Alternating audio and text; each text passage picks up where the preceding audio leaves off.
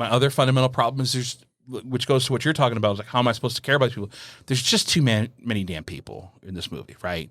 Like, there's too many villains. Like, I know some people are excited because we get to see all these villains, but I'm like, let's have a little bit of people to focus on. And like, Penguin is great in this movie. Mm-hmm.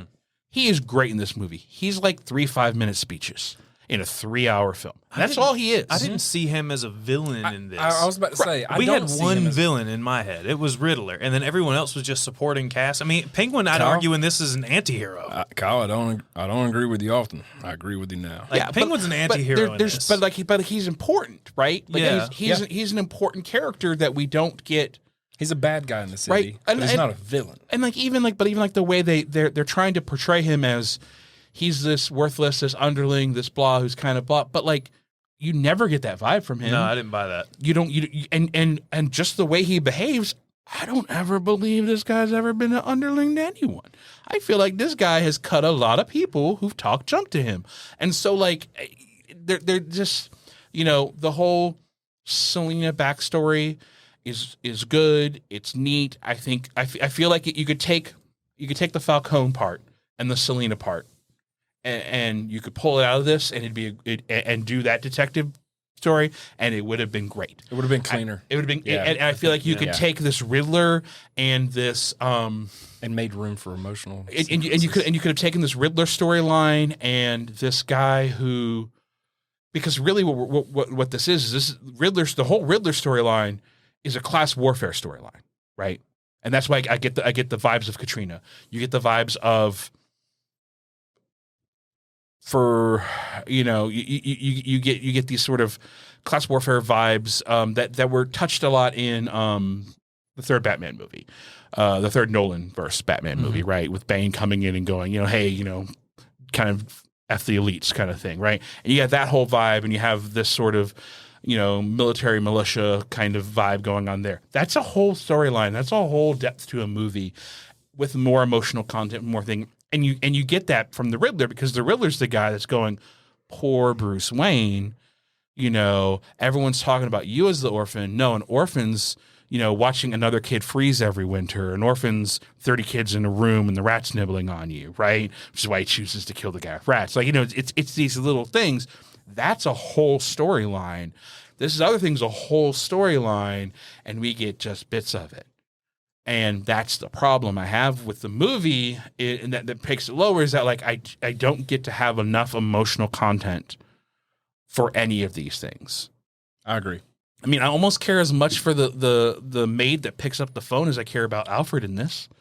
Right? If you're just watching the movie, and you're setting aside the fact that I've always loved Alfred, because Alfred just doesn't take no shit from they relied from on Bruce. us already caring about Alfred. And I don't think that's a terrible decision, but I think we needed more, right? Because I think we needed more there. I don't think it's a bad decision, because it's no different than them trusting that we know his parents died and we don't have to show that again, right? It's the Spider-Man. We don't have to kill Ben every time. Sometimes we can let Ben die off camera. That's a good point. And so I'm okay with it to an extent. But one is a visual scene. The other is an emotional progression where you have to see where they are in their relationship because it changes. Correct. Here's my argument against that, and why I think that they're fine doing what they did. I think they're fine with it. Bryton gasped. No. Audibly gasped. I looked at him like, yeah. I think I accidentally, I kind of gave it away. Yeah. I tapped. I was like, it's okay. Shit, fuck, damn it. Yeah. You were the way he was about Aunt May beforehand. Yeah, she's gonna die. Oh man. I don't even care that much about. I was just like, I was shocked. Shocked that they're going to do it in this movie. That they're going to take him out that early in the career. It wasn't so much of a Alfred. It was more of a that's a bold move. That's a bold move. Let's kill Alfred this early. That's my point. Yeah. Is they I guarantee you a lot of people. I was like, there's no fucking way they're killing Alfred. There's no what. Not this early in the franchise. He didn't survive that shit. Yeah. He did not survive. Yeah. Oh, okay. Yeah. But I think that they're okay doing that, even though it is part of the story that it looks like they might have failed to do. Maybe they were like, hey, we don't have to do this. Maybe they had more scenes, and they were like, this is going to be a 4-hour-long movie. Oh, no, they've said there was an earlier Joker scene that they cut, which was Batman going to Arkham for help, almost kind of a Hannibal Lecter situation. Him going and talking to the Joker and him being like, "Oh yeah, like I'm your first," and that kind of of linking them together intimately, from the beginning of Batman's career, kind of thing. If I had to bet, there was more Alfred and more. I bet there were more emotional scenes that got you more connected to people that you should be connected to. But we're they gonna were get the kind of Reeves cut. It's gonna be 38 hours long. They're hanging on our prior knowledge. Yeah, I think we know that these are important characters. We've been seeing them in movies. Even if you're not a Batman fan, you've been seeing them in movies and in pop culture forever at this point. And like, I think it's okay that Penguin has 5 lines because we are getting a TV show coming up, and Penguin wasn't. I was about to say he crushed it. Oh yeah, Penguin wasn't an important character in this. No. I think we build these characters up so much sometimes that you kind of have to step back and be like, they're supposed to be just a regular person. Like Oswald Cobblepot is not the Penguin. He's the Penguin. He's Cobblepot. He's the guy who owns the Iceberg Lounge and is a person who works for Falcone.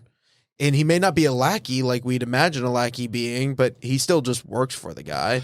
I feel like sometimes we build up these characters a little bit more than because we're so like intimately familiar with them, and we're like, well, God, like there's so much more to the Penguin. Like he's so much more complex than just that. Like why'd he only get 5 lines? And it's like, well, we are going to make a TV show about him, or he's not important right now because this story's not about him.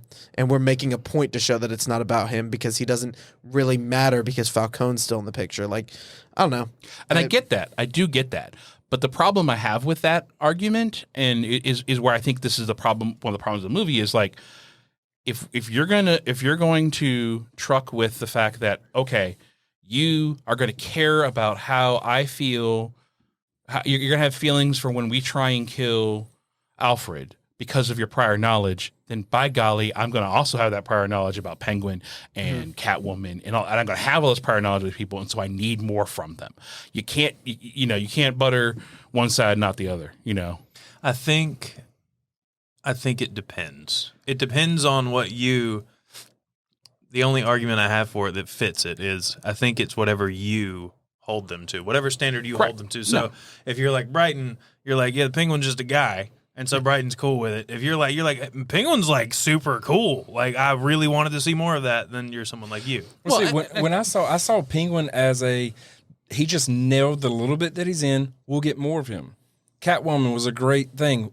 Should she even be in a movie? I'm not sure, but she fucking nailed the part. So every actor nailed the part, and we'll get the part more they of had her. was good, and we will hopefully get more of them. I just felt like we had too many cooks in this kitchen.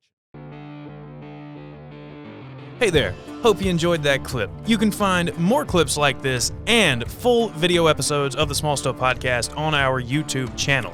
You can also listen to full episodes of the Small Stuff Podcast in audio form wherever it is you get your podcasts. Spotify, Apple Podcasts, Stitcher, Amazon Music, Audible, all the places. Also, follow us on social media. We're on TikTok, Instagram, Facebook. All the links are in the description. Have a nice day.